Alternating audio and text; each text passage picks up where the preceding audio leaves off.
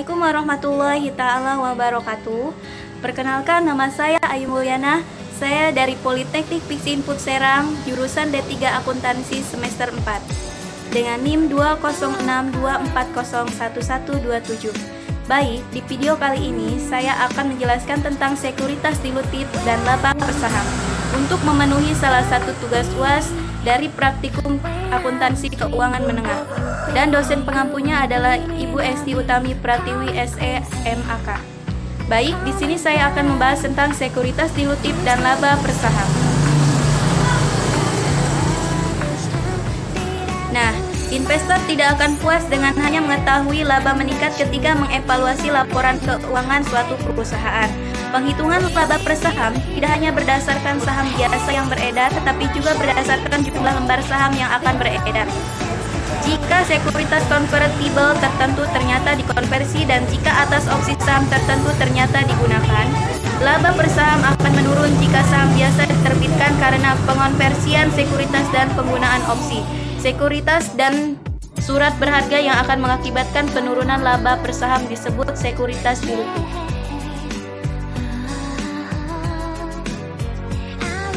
Baik, apa itu sekuritas dilutif dan skema kompensasi? Sekuritas dilutif merupakan surat berharga yang dapat dikonversi menjadi saham biasa sehingga ketika dikonversikan akan memengaruhi jumlah saham yang beredar dan berdampak pada penurunan nilai laba per saham atau terdilusi. Skema kompensasi merupakan program kompensasi yang diberikan perusahaan kepada pemasok barang dan jasa yang dapat mencakup pihak karyawan dan non-karyawan.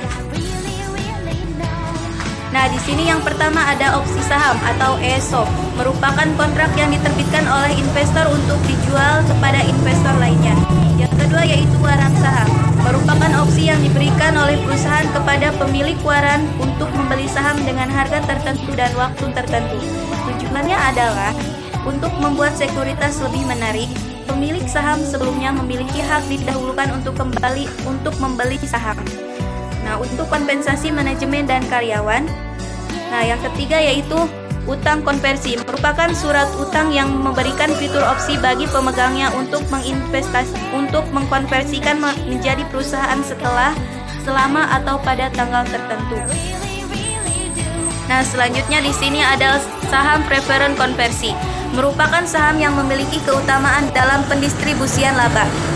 Yang kelima di sini ada kompensasi saham, merupakan imbalan yang diberikan perusahaan kepada pihak pemasok barang dan jasa yang dapat mencakup pihak karyawan dan non-karyawan berbentuk saham atau pengakuan kewajiban yang jumlahnya ditentukan berdasarkan pada harga saham atau intern ekuitas perusahaan.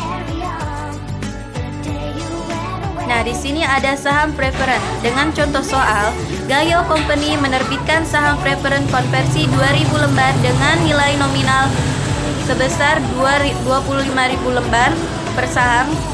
Saham diterbitkan dengan harga 100.000 per lembar. Setiap lembar saham preferen tersebut dapat dikonversikan menjadi 20 lembar saham biasa.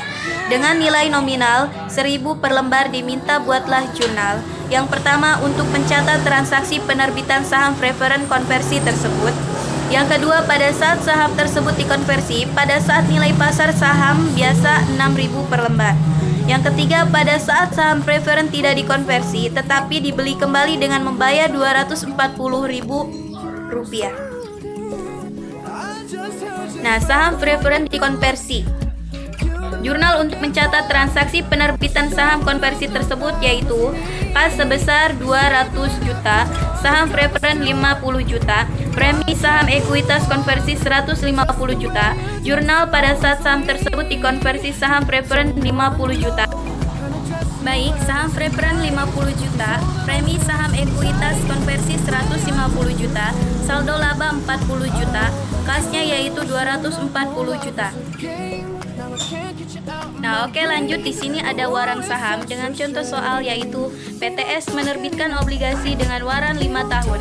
Asumsikan waran tersebut memiliki opsi untuk membeli satu lembar saham biasa bernilai par $5 pada harga $25. Pada saat itu saham biasa PTS bernilai $30. Nilai nominal obligasi adalah juta US dollar dengan tingkat bunga pasar 8,3/4 dan PTS menjual obligasi dan waran pada harga 10.200.000 US dollar. Diketahui nilai kini komponen liabilitasnya adalah 9.707.852 US dollar. Nah, di sini perhitungan untuk mengalokasikan kedua komponennya adalah sebagai berikut. Yang pertama, nilai wajar obligasi dan waran yaitu 10.200.000. Nilai wajar komponen liabilitas yaitu 9.707.852. Nilai wajar komponen ekuitasnya yaitu 492.148. Jurnal yang dibuat untuk penjualan obligasi, kasnya yaitu 9.707.852. Utang obligasinya adalah 9.707.852. Jurnal yang akan dibuat untuk penjualan waran, kasnya yaitu 492.148. Agio saham, waran saham yaitu 492.148. Jika investor memutuskan untuk menukar semua 10.000 waran atau satu waran per satu lembar saham biasa, maka jurnal yang dibuat adalah kasnya yaitu 250.000. Agio saham, waran saham yaitu 492.148. Agio saham modal saham biasa 50.000 dan agio saham biasa yaitu 692.148. Nah, baik, selanjutnya adalah dividen saham dan pemecahan saham.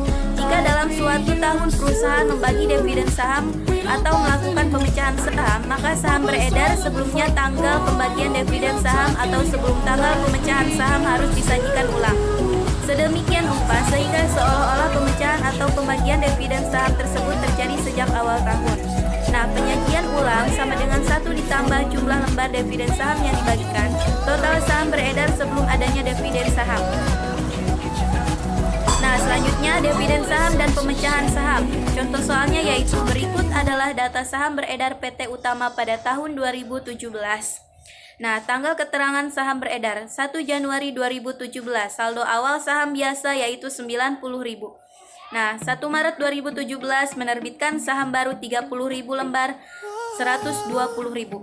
1 Juli 2017 membagi dividen saham sebanyak 36.000 lembar 156.000. 1 November 2017 menerbitkan saham baru 24.000 lembar 180.000.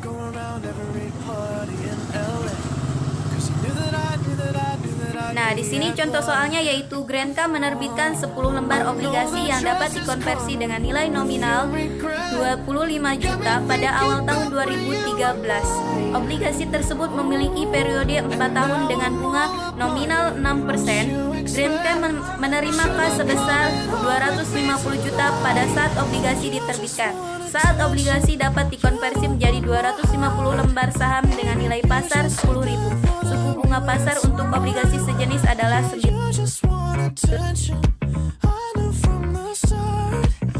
Nah, diminta hitunglah nilai pasar obligasi komponen liabilitas dan nilai pasar obligasi komponen ekuitas. Yang kedua, buatlah jurnal pada saat obligasi konversi diterbitkan. Yang ketiga, buatlah amortisasi obligasi konversi tersebut. Yang keempat, buatlah jurnal pada saat obligasi tidak dikonversi sampai maturity. Yang kelima, buatlah jurnal pada saat obligasi dikonversi saat maturity. Yang keenam yaitu buatlah jurnal pada saat obligasi dikonversi sebelum maturity. Nah, baik, di sini ada obligasi konversi. Jurnal pada saat obligasi dikonversi sebelum maturity. Obligasi dikonversi menjadi saham pada tanggal 31 Desember 2014. Nah, di sini pada tanggal 1 Januari 2013 nilai buku obligasi konversinya yaitu 225.700.000. Pada tanggal 31 Desember 2013 kas dibayar 15.000, beban bunga 20.313.000, amortisasi yaitu 5.313.000 dan nilai buku obligasi konversinya yaitu 231.013.000. Nah, pada tanggal 31 Desember 2014 kas dibayar sebesar 15 juta dan beban bunganya yaitu 20.791.170. Dan amortisasinya yaitu 5.791.170. Dan nilai buku obligasi dikonversinya yaitu 236.804.170. Dan pada tanggal 31 Desember 2015 kas dibayar 15 juta dan beban bunga 21.312.375. Dan amortisasinya yaitu 6.312.375. Dan nilai buku obligasi konversinya yaitu 243.116.545. Pada tanggal 31 Desember 2016 kas dibayar 15 juta, beban bunga 21.880.489. Dan amortisasinya yaitu 6.880.489. Dan nilai buku obligasi konversinya yaitu 249.997.34 atau 250 juta. Nah, 250 juta dikali 6% dan 9% dari nilai buku obligasi konversi sebelumnya. Nah, selisih 2 dan 1 hasil dari nilai buku obligasi konversi sebelumnya ditambah dengan 3. Nah, obligasi konversi. Di sini yang pertama utang obligasi konversi sebanyak 236.804.170 dan premi sahamnya yaitu ekuitas dikonversi yaitu 24.300.000 dan premi saham biasa yaitu 236.104.170. Nah, di sini ada obligasi konversi. Jurnal pada saat obligasi tidak dikonversi sampai maturity. Nah, yang pertama ada utang obligasi konversi yaitu sebanyak 250 juta. Berarti di situ kasnya yaitu 250 juta. Nah, akun premi saham ekuitas konversi sebesar 24.300.000 dapat ditransfer ke akun premi saham biasa. Jurnal pada saat obligasi dikonversi saat maturity. Utang obligasi konversinya yaitu 250 juta. Premi saham ekuitas konversinya yaitu 24.300.000. Saham biasa 25 juta. Premi saham biasa 249.300.000. Akun premi saham sampai ekuitas konversi sebesar 24.300.000 ditransfer ke akun premi saham biasa. Nah, apa itu laba per saham? Laba per saham merupakan bagian proporsional untuk persentase dari laba perusahaan yang dapat diklaim untuk setiap lembar saham yang beredar di tahun berjalan. Nah, di sini rumus mencari laba per saham yaitu rumusnya yang digunakan untuk mencari laba per saham adalah laba bersih yaitu laba setelah pajak sesudah pembayaran dividen saham preferen yang dibagi dengan jumlah saham yang beredar di periode tersebut. Nah, di sini EPS sama dengan laba bersih dibagi jumlah saham yang beredar. Nah, di sini ada contoh soalnya yaitu PTA menghasilkan laba bersih 210.000 US dollar pada tahun berjalan dan jumlah rata-rata tertimbang saham biasa beredar adalah 100.000 lembar. Perusahaan memiliki dua jenis obligasi konversi yang beredar. Nilai nominalnya yaitu 1 juta US dollar. Nah, obligasi konversi A memiliki tingkat bunga 6%, dijual tahun lalu pada nilai nominal 1 juta US dollar dan dapat dikonversi menjadi 20.000 lembar saham biasa. Beban bunga yang dibayarkan pada tahun ini untuk obligasi konversi A adalah 62.000 US dollar. Obligasi konversi B memiliki tingkat bunga 7%, dijual bulan April tahun ini pada nilai nominal 1 juta US dollar dan dapat dikonversi menjadi 32.000 lembar saham biasa. Beban bunga yang dibayarkan pada tahun ini untuk obligasi konversi B adalah 80.000 US dollar. Tarif pajak penghasilan untuk bunganya adalah 40%. Nah, baik di sini adalah jawabannya yaitu laba per saham dasar dihitung dengan rumus laba bersih sama dengan 210.000 US dollar dibagi jumlah saham biasa tertimbang sama dengan 100.000. Nah, di sini sama dengan 2,10 US dollar. Nah, laba per saham di Lucian dihitung dengan rumus laba 6% obligasi dan 7% obligasi per saham dasar. Nah, di sini terjadi yaitu 210.000 US dollar Dan di sini 62.000 US dollar dikali 1 dikurangi 40. 80.000 US dollar dikali 1 dikurangi 40 dikali 9 per 12. Nah, di sini dibagi 100.000 dibagi 20.000 dan ditambah 24.000 sama dengan laba per saham yaitu 2,10. Efek dilusinya yaitu 1,86 dan efek dilusinya yang terakhir yaitu 1,50. Laba per saham dilusian yaitu 1,97. Nah, di sini juga ada contoh treasury share method atau contoh soalnya. Di sini yaitu laba bersih yang diperoleh perusahaan pada tahun berjalan adalah 220.000 US dollar. Jumlah rata-rata tertimbang saham beredar adalah 100.000 lembar. Jumlah rata-rata saham yang terkait dengan opsi beredar pada harga 20 US dollar per lembar adalah 5.000 lembar. Harga pasar rata-rata untuk saham biasa selama tahun berjalan adalah 28 US dollar. Laba per saham dasar dihitung dengan laba per saham dasar dihitung dengan rumus laba per saham dasar. Nah, di sini ada laba bersih yaitu sebesar 220.000 US dollar dibagi saham biasa tertimbang sama dengan 100.000. Maka hasilnya adalah 2,20 US dollar. Laba per saham dilusian dihitung dengan rumus laba per saham dilusian jumlah saham yang terkait dengan opsi saham yaitu 5.000. Harga opsi saham per lembar yaitu 20 US dollar. Hasil yang diperoleh ke opsi saham dilaksanakan yaitu 100.000 C sama dengan A dikali B. Nah, harga per saham biasa jumlah saham treasury yang dapat dibeli yaitu 28 US dollar atau D. Nah, di sini dibagi 3,571 E sama dengan C ditambah D. Nah, di sini terjadi saham digunakan untuk membeli saham treasury yaitu sebesar 1429 F sama dengan A dikurangi E.